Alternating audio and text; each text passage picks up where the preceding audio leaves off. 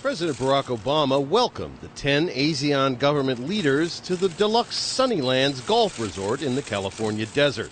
The White House portrays the U.S.-ASEAN summit as an informal and relaxed get-together. Yet it's heavy with symbolism, highlighting the Obama administration's so-called pivot to Asia. Economic growth that is inclusive, creating opportunities for all, mutual security and the peaceful resolution of disputes, human dignity, including respect for human rights and development that is sustainable.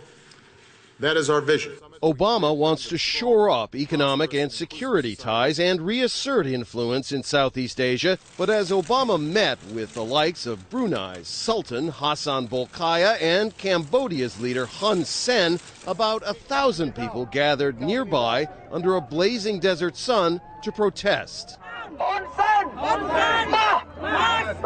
You're bringing a bunch of dictators to Southern California, killing their own people, suppressing their own people.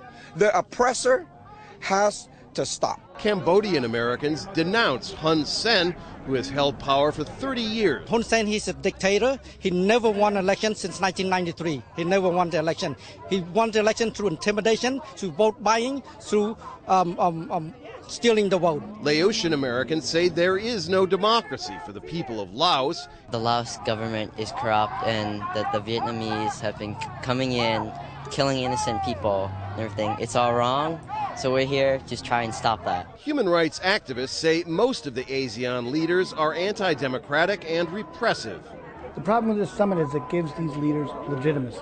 At the end of the day, the U.S. commitment to human rights is a lot of talk. In practice, when it comes down to it, the United States government has shown itself to throw itself in with the leaders as opposed to the people of Asia. U.S. Ambassador to the UN, Susan Rice, strongly disputes that.